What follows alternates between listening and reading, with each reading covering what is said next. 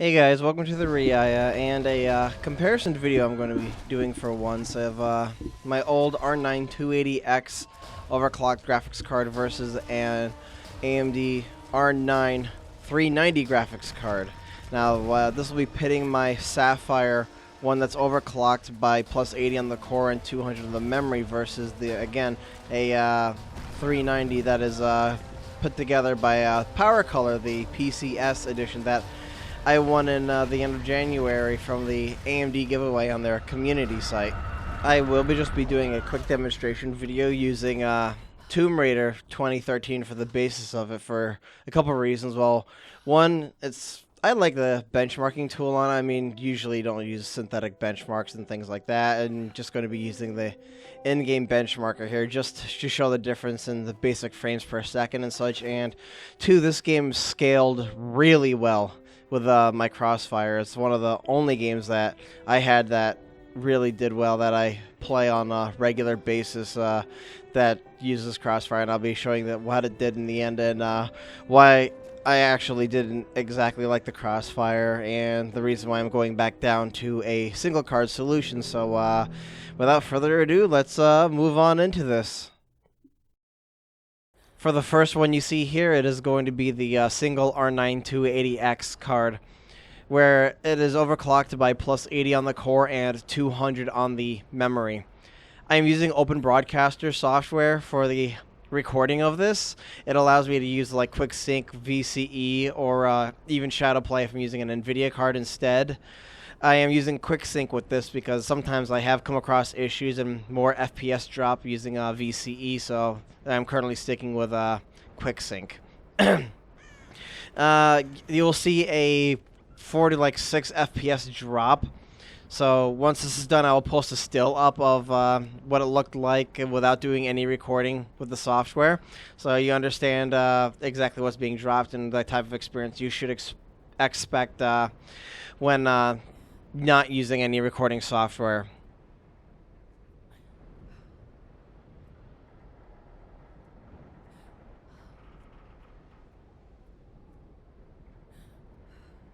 As you can see here, the max FPS is 56, the minimum is 34, and the average is 44.6.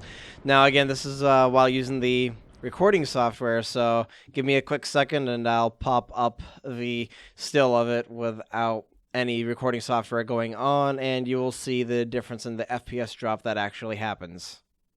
So here you can see the difference. The single one without any video recording going on gets a max of 58, a minimum of 36, with an average of 47.6.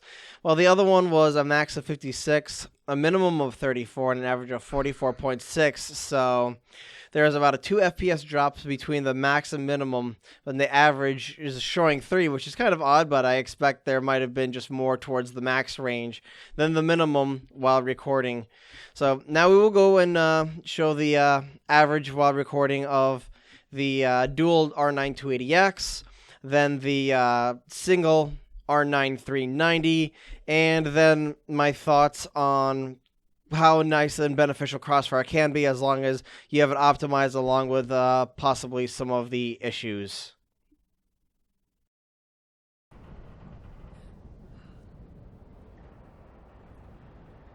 Alright, so for the second one now, we have the R9 280X and Crossfire configuration.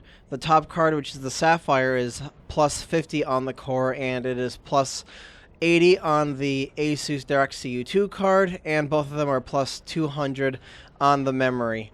Now, there's actually a issue with the recording here. I found out that the CPU is bottlenecking even though I'm using the QuickSync for the acceleration on it, so the frame drop is quite significant. I get a 30 FPS drop compared to the just normal 5 or 6 frames per second. So as before, you'll see the image below, and it shows you the change in the frame rate, so you don't end up wondering why there's just a small jump in the FPS and not a significant one.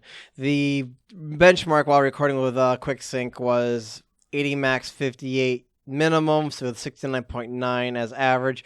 But as you see with the still image, the max is 110 and the minimum is 68 with an average of 91.0. So this is a significant jump for just using the single card. So that is just awesome, and it shows you just the power that Crossfire really does hold compared to just using a single card experience. And finally, we're now over to the PowerColor R9 390, and we can get a good look at here to see the difference between an R9 280X single, the Crossfire, and of course the R9 390, where it sits in its own place. Now, looking between both of the R9 280X and the R9 390, there was a bit of a difference in the max FPS, which the 390 has a max FPS of 70, while the 280X is at 58, so that's about a 12 FPS jump. But the minimum, I was actually surprised that the R9 390 only got about a 4 FPS jump over the 280X, so that was just a little strange, at least to me. The average, of course, is a bit different with an additional 7 frames per second overall. So this is nice to be able to look at them. So if you're considering upgrading at all between a 280X to a 390, if you got a 280X that overclocks decently like this, the one I have, which is plus 80 on the core and 200 on the memory, then maybe it's not as much of an upgrade overall, and you might want to consider waiting for the next generation since Polaris is right around the corner. Overall, I'm happy to finally just be on a single card again, that I will start working up in overclocking to see exactly how much I can push the performance on this. I mean, I seem to have a pretty good luck with the Silicon Lottery with the AMD cards, as I'm able to get mine overclocked, and I can't seem to be able to touch the NVIDIA cards that I get. So we'll see how that goes from there. I'll get an updated video in a couple days, and overall, that's pretty much all I've got to say on this subject, other than one Crossfire issue. And for some reason with the R9 280X, at least in the benchmarking tools, when I first started up, there's a lot of flickering with the alternate frame rate going on. It seems to settle down later on. You could only see like slight flickering for the 30 FPS that I recorded it at with the OBS and whatnot, but the flicker is quite significant that you would see on the screen if you could see the higher frames per second. This doesn't seem to happen in the game itself, so I cannot complain there. I don't know, maybe the frame's a little lower and it just manages to hold itself together, or for some odd reason, it's just there in the benchmarking tool and I haven't seen it in game. So that's really all my final thoughts that I've got to say. The 2 cards I'm replacing are going to be going to a couple friends of mine, and I will work this card and push it the best I can and get that updated video out in the next couple days or so. There is just one more thing to cover now that I think about it. I am using a custom SweetFX 2.0 profile for this video shooting. It is technically ultimate, everything is maxed out, but the anti-alias is using SSAA instead of the SSAA.